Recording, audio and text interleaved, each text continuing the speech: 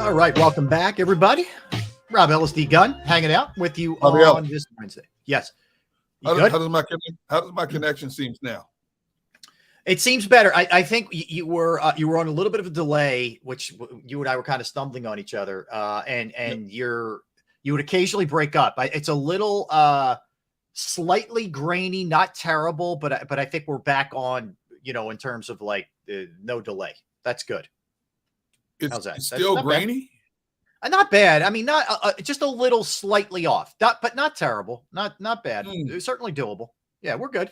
We're good. That's it. I can't do the show today. I got to go. I'm sorry. I'll just go solo. You're good. Take the rest of the day off. Yeah. Go ahead and pull it, Dan Celio. Yes. We'll adapt and overcome. Okay. We will adapt and overcome. All right. Mr. Taz wants to throw something out there. Am I the only one who finds it weird that both Reed and Vermeil lost Super Bowls in Philly, won Super Bowls in KC? Well, he didn't, Mr. Taz. He didn't. Vermeil won in St. Louis. They're both, I guess you could say they're both in the same state. But I don't know that I would say it's a curse. I think what happened was I think Andy took more. He had too much on his plate here the last couple of years. And I think he gladly went back to coaching with input in the front office where he had a lot more say and power and responsibilities while he was here at the end. I think that helped. I think Vermeil thing is pretty incredible to sit out. Was it 14 years, whatever? It's crazy that he came back and won one. Crazy. And did it with a backup quarterback nobody had heard of in Kurt Warner. I just think I really think it's more coincidence than it is some kind of Philadelphia curse or something like that. I do. I just think it's one of those things. I couldn't agree with you more. It's just one of those annuals you write in the legacy of pro football, and you put it in the category of, strange but true circumstances. I don't think there's any correlation between the two. It just happened. You're right. In Andy's latter tenure here, they finally took away the decision-making title away from him and got him back to coaching. Unfortunately, the team kept going downward instead of up to the point where the two sides agreed it was in his best interest to move on. And then, of course, he gets to Kansas City, and they said, all we want you to do is coach. You let us worry about the other stuff. You just coach. And you look at the job they've done since his arrival there in terms of putting talent around him. And, of course, one of the greatest chapters in Kansas City Chiefs history is that they move up in the draft and take this guy named Patrick Mahomes. And Andy's talked about it. He's like, are you sure? Are you sure about this? And, the brain trust, he trusts me. We got to take this kid. And lo and behold, everything else has told his own story since those two have been a match made in heaven. And to add to that, props to Andy for being the ever-evolving guy that he is as a coach. He could have rested on his laurels. He had a lot of success, but he is an innovator, and he's always a couple of steps ahead. Does it help when you have Patrick Mahomes? Of course, but he adapts to what Patrick Mahomes does best to keep things fresh and to make him great. So I think all those things are applicable. When you've been in a game as long as an Andy Reid, you get set in your ways. We all do in our lives. And it's hard to change. But Andy identified that for him to continue to be successful, he would have to adapt. I mean, think about it. He can still relate to the young players today, obviously with 5 kids. He can still relate to today's young player, which is a much different type of player mindset compared to when he began his head coaching journey, way back in 1998. The mindset of players have changed tremendously in terms of how you yell at them, coddle them, so on and so forth. Through the test of times, he has withstood the test of time and adapted unbelievably. So he's 67 now. Yeah. And you look at his offensive approach compared to when he was in Philadelphia. The one thing that we screamed about forever, except the 1 year that they had T.O., is why did this team never go out and get frontline wide receivers? It was always the Greg Lewis's, James Thrash's, Todd Pinkstons. They never went out and got the premier wide receiver until they got, T.O. in here. And look at what happened. That turned out to be a Super Bowl campaign for Andy Reid. But look at since he's gotten to Kansas City. Look at the different type of receivers they've had come in there. Much better crop of wide receivers. Can you imagine Donovan McNabb having the collection of receivers Andy Reid has had at his disposal at his tenure in Kansas?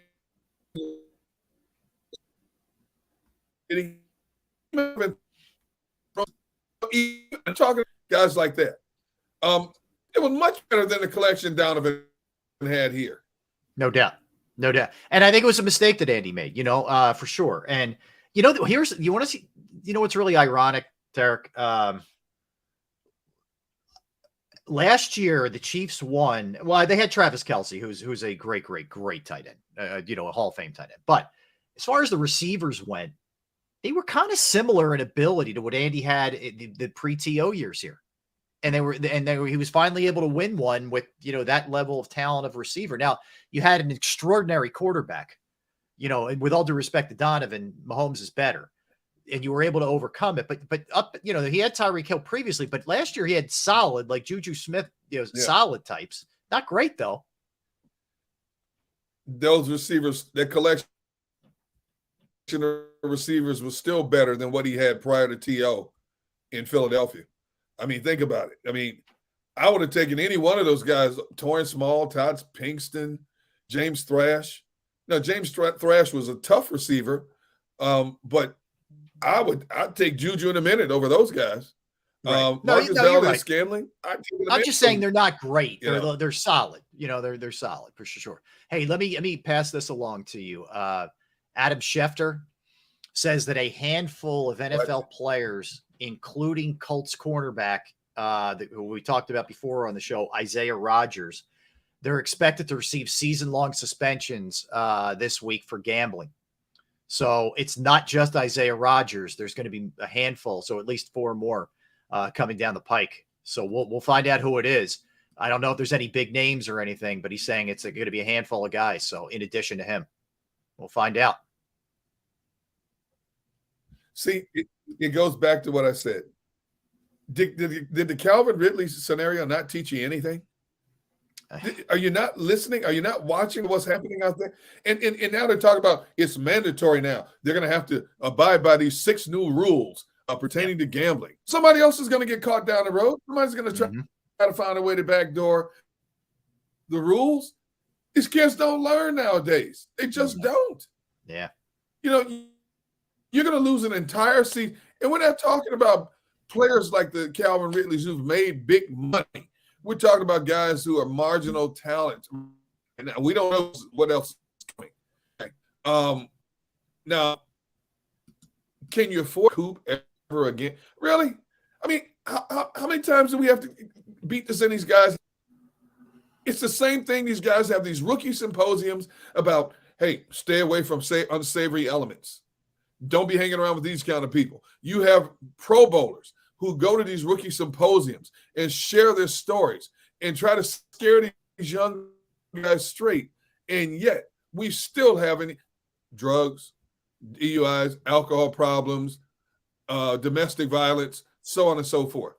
I don't get it. I just don't get it. Yeah. Yeah, I don't know. We'll see. If we get the word on who it is during the show, we'll pass it along. But it looks like Isaiah Rodgers is one of them. And that could be the end of his career. A guy like that. He's exactly the type of player that you're talking about here. All right. So let's jump over to our Eagles, yay or nay. So pretty obvious the way this works. You either think it's going to happen, it's not going to happen. We pose a scenario at you. All right, Derek, let's go with the first one. Jalen Hurts, MVP. He was a runner-up last year to Patrick Mahomes. A lot of people believe had he stayed healthy for the entire year, he might have won it. All right. Will he win the MVP this year? Yay or nay? Nay. Okay. Why? The reason being Patrick Mahomes is the darling of the league. Jalen Hurts, if he continues to perform the same way in Nick Sirianni's offense, he doesn't have enough passing attempts. He doesn't have enough total yards, enough touchdowns, even though he is the ultimate weapon. Let's face it, people are enamored, and decision makers and voters are enamored with any and everything that Patrick Mahomes does. And then you look at those, even though Jalen finished second in the voting this year, then you look at those there's others that people have such a fondness for. I look at Joe Burrow. Everybody talks about Joe Burrow threw for 44, 7,500 yards and 35 touchdowns last year. Okay. Look at Josh Allen. Josh Allen threw for 42.83. What's the difference? Burrow threw 606 passing attempts. Allen, 567 passing attempts. Jalen Hurts, 460 passing attempts. I just don't think in a league in a league where everybody's so caught up in the volume of throws, of completion percentage, yards, touchdowns, that Jalen will get a fair shake. And I've said it before, and I'll say it again. If Jalen had not missed those 2 games, it would have been neck and neck with Patrick Mahomes. But Patrick Mahomes set a new record. Here's the defining. He set a new record for passing yards in the season. Boom. That was the difference. Patrick Mahomes wins it again. Patrick Mahomes is going to be at the top of the discussion again this year. Patrick Mahomes threw the ball 648 times last season. Those guys are going to be at the top of the order again. Jalen Hurts is going to have a phenomenal year. I still don't think Jalen will get the MVP. I say nay also. Here's why. I think he definitely put himself on the map and in the conversation, and now he's in the consciousness of everybody that he is in that elite category as present day quarterbacks go. But I think there's still a little bit that maybe nudges him out a little bit of that. Like I get it from people a lot. Well, they'll say he only threw for 22 touchdowns. Like, well, he scored 35 touchdowns.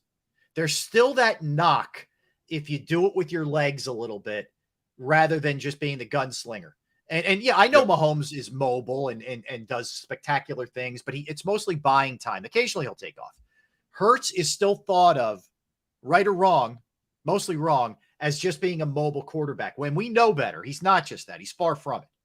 But I think that hurts him a little, not a ton, a little bit. But it might be enough where he can't get quite the voters that Mahomes might get. Or if Burrow goes crazy with his arm, that he might nudge him out. I think it's real close. I think he's in probably any top 3 if he stays healthy. Again, I think he just misses out. Just misses out. So you say nay? Nay. I'm nay on that one. Okay. All right. Okay. Brandon Graham had an unbelievable renaissance kind of year last year. He came off at a torn Achilles, 34 years old, 11 sacks. Will Brandon Graham either match or go over that total in 2023? Yay or nay? D-Gun. Ooh. Brandon Graham played almost 43% of the snaps last year to get those 11 QB sacks. It took him 13 seasons in his career to get double-digit sacks. Brandon Graham said last year he was fine with his role being reduced. Now you got a bunch of new kids on the block. New kids on the block. Nice. You like that one, huh? New kids on the block this year. Nolan Smith, Carter. You know how I am about Brandon Graham as my guy. I'm going to say nay. I think he'll play less than 42% of the snaps. I think they're going to want to keep him fresher. I think he's going to be right around 8 or 9 this year, which is still a good season for a guy 35 years old. But I'm going to say no, he equal 11 sacks this year. I hate to keep agreeing, but I'm going to say nay also. I just think to expect him to get to 12 sacks with another year under his belt, not in a full-time role. And what you don't know is what's the middle of the defense going to look like. We know how ferocious it was with Hargrave, which means they're so concerned about him. It allows guys on the edge sometimes to do their thing. We don't know right now what that's going to look like. And I think that may hurt Brandon a little bit. You make a great point about his snaps maybe being even more down this year than they were last year. I think he's in the 8-9 category, which is darn good still for any age, but especially at the age that he's at. So I'm going to say nay. All right, so we're a double nay so far, Gunner. All right, let's go to this one. Will the Eagles have a 1,000-yard rusher this season? They had one last year with Miles Sanders. Will they have one this year? I'm going to say nay. I think they're going to be one of the top teams rushing the football overall this year. But when you look at the depth of the running backs now, because these guys can do so many different things, I'm going to say You might have a guy pushing 900 yards, but you got too many backs in the backfield. They've got to get their touches. This backfield is 4 deep. Not many teams can say that in the National Football. I don't know if another team can say that in the National Football League. They're 4 deep at running back. They will be in the top 2 or 3 running the football again, but I do not believe they will have a 1,000-yard rusher. When you look at the combination of Penny and Swift and, the other young kids coming up, no, I don't think so. I don't think they will either. I'm going nay on this for a couple of reasons. One, until I'm proven otherwise, I can't buy that Swift and or Penny are going to play 17 games or close to 17 games or enough games to get over the 1,000-yard mark. Neither one's done it in their career on the ground. I think there's going to be enough incorporation of Gainwell and Boston Scott and both Penny and Swift splitting things. I think some of it's going to depend on that guy's hot that day or whatever. That you could see 2 guys get, in the 800s or something like that, or the 700s, but they're also, especially Swift, is going to catch a lot of passes too. No. And I think the Eagles are just fine with that. If this is a committee thing, you add to the fact that Jalen Hurts gets his fair share of rushes too. And I know he did last year also, but no, I don't think so. I don't think that means we're going to come away disappointed in the way that the running backs played, but I just think it's a little bit of a different setup than what most teams have. And that's okay. All right. We're all nays here. Yeah. I think Nick Sirianni feels just as comfortable with his 4th back being Boston Scott as he does his 1st back. And that's a great attribute to how this team has been built for this upcoming season. And I think it's going to be whoever has the hot hand game to game. It's going to vary game to game. Whoever has the hot hand is the one that's going to get most of the touches. But I think for the most part, when we look at the numbers at the end of the season, all things being equal, I think the numbers are going to be fairly equal across the board. Yeah. Okay. Let's go with this one. Rookie Jalen Carter, 1st-round pick. Over under 5 sacks. Will he go over? Will he go under? Well, let's just say this. Will he go over 5 sacks? Yeah or nay? Oh, man. Yeah. Wow. Considered the best defensive player in the draft. Once he gets his feet wet under, I'm going to say yay. I'm going to say yay to this one. If he plays 45, 50% of the snaps, and let's face it, you got fresh young legs in there. If he stays healthy, and if he does what we think he does with his quickness and his speed and his power, I'm going to say yay. Okay. Javon Hargrave, obviously a proven vet, knows all the little tricks and nuances. He had 11. He wasn't a run defender, but he was a pass rusher. And Jalen Carter comes in with this burst, this energy. I'm going to say he gets about 6, 7. Yes, so I'll say yay to that. All right, I'm going to say nay. I think he's right on the number. I think he's right on 5, so he doesn't get over. Now, let's think about that. For a rookie defensive tackle, 5 sacks is a pretty good year. So I think he will be – I think when we come away from the end of the season, we're going to say this is the best defensive tackle they have on the roster. So I think we're going to feel good about him. But I think the 2nd, 3rd years where he starts getting into that 7 to 10 category. This year, I think he's right on 5. Okay. And I love him. Yeah. I think the guy is crazy talented. I do think he's the most talented defensive player who was in last year's draft. Okay. I like this one. So CJ left. And his 6 interceptions went with him to Detroit. Yep. So that void's got to be filled by somebody. Let's go James Bradberry here. Will James Bradberry lead the Eagles in interceptions? Yay or nay, he will lead the Eagles in interceptions. Let's see. Slay and Bradberry tied for 2nd most interceptions last year with 3 apiece. You've noticed that teams started throwing more at Slay and less at Bradberry. Yes. I'm going to say nay on that one. I'm going to say Slay will lead the team in interceptions because he's going to have more targets thrown his way again this year. That's not a knock against Slay. It's just that James Bradberry was the more consistent of the two throughout the course of the season. So I'm going to say nay. Now, Bradberry may have 3, 4, 5 interceptions. But I'm going to say Slay has more, so I'll say no to nay to Bradbury.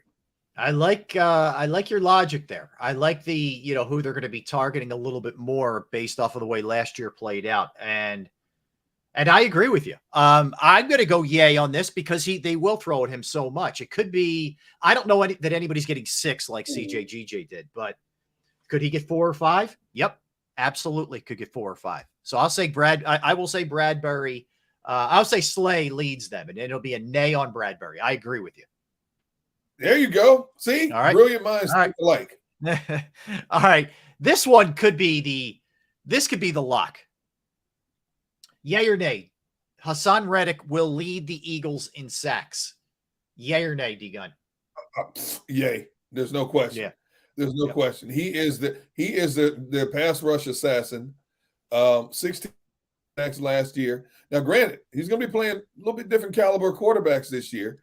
I don't care what he has. I don't care even if he dips down to 11, 12, 13, whatever his number is, he definitely lead this team in QB sacks in 23. When you stack up against Sweat may push him, but when the dust settles at the end of a 17-game season, if Reddick stays healthy, Reddick will definitely be leading this team in QB sacks. Okay. I would agree. I'm going to say yay as well. Now, let me follow up with that. Yay or nay, Josh Sweat will be number 2 in sacks, in terms of most sacks this season. Yay. Yes. Even with the addition of Nolan Smith, Brandon Graham coming back, I think, and even if Derek Barnett gets his reps, if they keep Derek Barnett, I think Josh Sweat has turned the corner in terms of being a consistent frontline edge rusher for this team. So, yes, I think he will be number 2. So that's a big yay for me.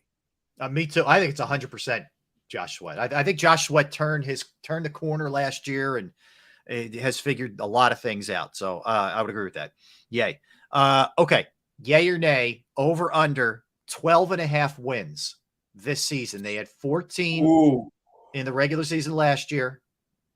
It's 12.5 this year with a much more difficult schedule. I have to go nay. This schedule is a murderer's row. It's already billed as number 1 or number 2 toughest schedule in all the NFL. Getting 12 wins in this schedule is not impossible for this team. That offense is going to have to carry defense for the first 4 or 5 games until the defense starts to catch up with all the new pieces, new coaches, new players. But that one stretch that we talked about last week, 5 games in a row after that bye week, that is huge. This team is good enough to win the division, but I'm going to say nay on the over to 12.5. I'm a nay guy. I think they win 11. I've said to you, I think they're 11-6. Yep. I think it's going to be close with the Cowboys to win the division, but I think 11-6 will be just fine in the playoffs. It's nothing to worry about. It's not going to mean some big drop off. It just means they're playing better teams, and the defense isn't going to, I don't think, quite be ready to start the year. So I'm okay, and it'll be 11, but it's under. It's a nay for me there. All right, Derek, it hasn't happened since the, as they say, aughts, 04, 05. Nobody has won the NFC East in back-to-back seasons. The Eagles did it last year. Yay or nay, the Eagles win the NFC East this season? Oh, yeah. Yay. It's going to be a 2-horse race between Dallas and the Eagles. They both have really tough schedules. Dallas is going to push them again. But I just think the Eagles have superior talent to the Cowboys in too many areas. They have the better quarterback. They have the quarterback that's going to turn the ball over the least. This team, whether they strike quickly or slow, methodical drives, look at how his offense can eat up a clock as well. So I would say because of those two things, a quarterback that doesn't turn the ball over frequently and an offense that can control the clock at will, I say yay, that this will be the first time since 03, 04, the Eagles went back-to-back division titles. Yep, I say yay. This is a tough one. Oh, this one's tough. The thing you always have to keep in mind with this is the Cowboys have almost the same, a little tweaks here and there, very similar schedule in terms of difficulty. And And I think the Giants under Dable are better, but I don't think they're ready to compete with Dallas and the Eagles in terms of 11, 12, 13 wins, whatever. I don't think they're there yet. But they're good. And the problem is for everybody, you play in a tough division. You're going to beat each other up a little bit. When I take all of that into account, I think the Eagles are the most talented team in the NFC East. I think Dallas is close. Yep. Eagles, it'll be a yay. The streak will be broken for the first time in almost 20 years this year. I believe that. I believe that. Now, what I believe is it's going to come down. Took you a little while to get to your yay. I know. It's true. I think it comes down to the wire, though. I think that last game, I think it's the Giants, right? The Giants for the second time in 3 weeks. I think that game could be. The Eagles might have to win it to win the division. Let me put it. Let me see what Dallas has. Let me see what they have at the end here. All right. So here's how the Cowboys finished, Derek. If it's close, Cowboys. Oh boy, and that's not easy. So the Cowboys finish the season. They go Eagles at Dallas, at Buffalo, at Miami, Detroit home, at Washington. That's a tough finish too, like the Eagles had. Man, that's brutal. Yep. Oof. All right, I'm going to go Eagles. I'm going to go yay on that one. Okay. You really hesitated there for a while. I did just throw. I'm not a homer. I'm not. I swear to you. You know that. I tell it like it is. What happened, Mr. Philadelphia loyalty? I am Mr. Philadelphia, but I will never come on here with pom poms ever. I keep it real. All right, yay or nay? Nick Sirianni will be voted Coach of the Year in the NFL. Oh. Yeesh. Wow. Who won it last year? Oh,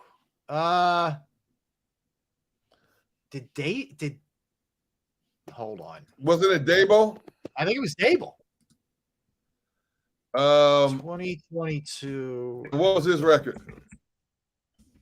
I think they won 9 or 10. It was Dable. It was Brian Dable. It was. He was the AP coach of the year. That is correct. It was Brian Dable. Hold on. I'm just checking who else here. It went Dable, Shanahan, Doug, McDermott, Sirianni, O'Connell in Minnesota, Campbell, Big Red. That was your order. So your coach posted the best record in the NFL along with Kansas City at 14-3. And look how far down the pecking order he was in the Coach of the Year. Right, after winning 14 games. So I have to say nay. Yeah, I have to say nay. You know, we talked about this before, and I think there's some validity to it. There's something about voters when it comes to Philadelphia that just shun Philadelphia for a number of categories year in and year out. And I think he gets shunned again. I think you look at the Cincinnati coach. Zach Taylor. You look at Zach Taylor. Robert Saleh in the Jets with Aaron Rodgers at quarterback. I just think Nick Sirianni, no matter what he does, because he's coaching Philadelphia, he's going to get shunned again. So I would have to say big nay on that one. Yeah, you know what it is too, Derek? A lot of times they would rather vote for either the team that kind of comes out of nowhere and surprises you, or isn't viewed as a team with great talent on the roster. Like I think they looked at the Eagles last year and saw Hurts play great, saw 2,000-yard receivers, saw a really good offensive line, saw the most sacks in football, and couple that with the schedule and said, you know, this guy had a lot going for him for that team to win 14 games. And maybe he doesn't get the love there. So if I try and look at this and I'm like, all right, who could be the sneak up team this year? Detroit? Yeah, right.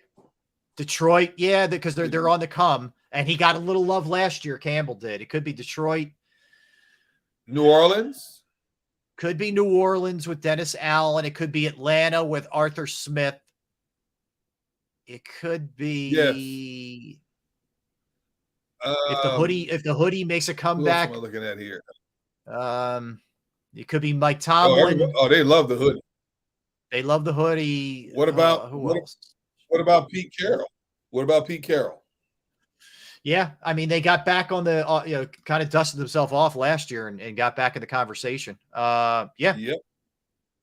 Pro football. Our buddy Marcus says Carolina, meaning Frank Reich. Yes. If he does, if he does really well with Young, could be. Sean Payton. That's a good one. Here's why. They're going to say, what a disaster it was last year. Look what this guy did. Yep. You know, and he resurrected a Russell, and he, that's a good one. I like Sean Payton. That's a good guess. It's a good guess. Yeah. It's a weird thing. I think it's more like it's harder for you if your team's really talented. They're not going to maybe give you as much love for the coaching job that you did. If there was ever a year for Nick Sirianni to win that award, it was this past season. Yeah. Because of all the stats you just threw out there. I don't care how loaded the team was. The bottom line is you got to be able to coach these guys up. There have been a whole lot of talented teams in the history of the NFL that just disintegrated because you had too many individuals in that, unity within the structure of the team in the locker room. Look at all the pieces that Howie Roseman kept adding to the equation, and it equated to a 14-win season. You look at the numbers your quarterback put up, you look at the numbers your defense put up, and he still came in, like 5th or 6th in the voting?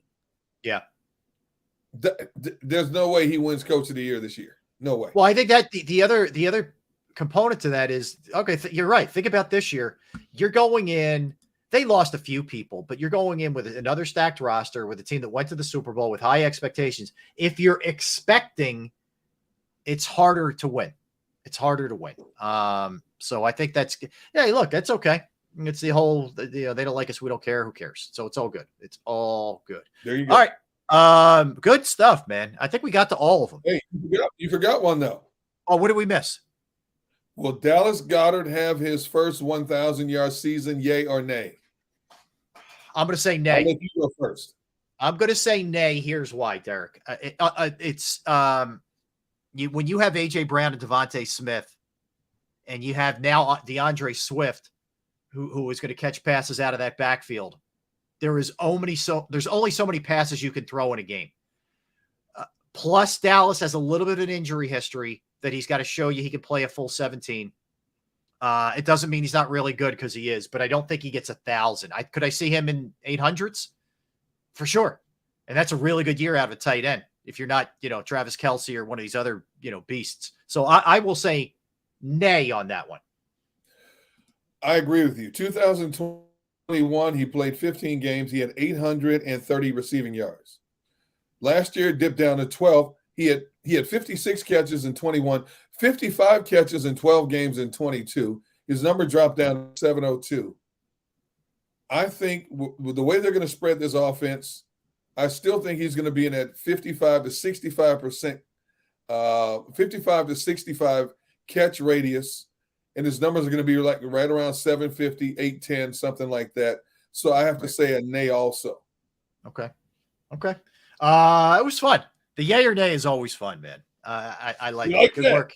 Good work out of you, Gunner. You like that? Yes. Yes, Kirk Cousins. Yes. All right. So let's come back and let's hit those Phillies a little bit. 5-1 win. Ranger Suarez dealing 16-5 in their last 21, and Aaron Nola on the hill tonight. We'll do that. We'll dip a little bit further into Tobias Harris, the NHL draft. The greatest series continues. We have the Raiders and Derek. Top 5 best Super Bowls ever. Top 5 best Super Bowls ever. So you want to start that going in the chat? You can start jumping in on that as well. So we'll do all those things. When we come back, and Ohtani added again last night, Derek. I don't think we've ever seen anything like this guy.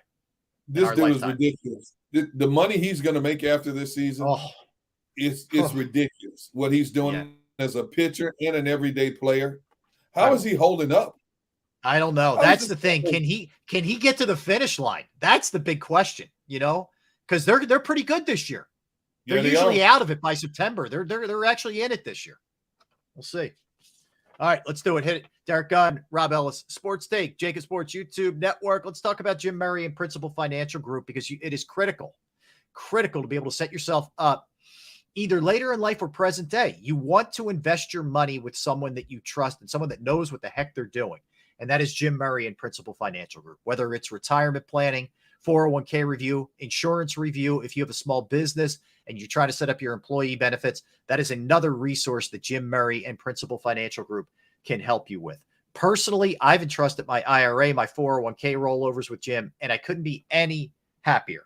Give him a call, 610-996-4751, 610-996-4751, or you could email him, Murray, Murray.Jim@principal.com. That's Murray.Jim@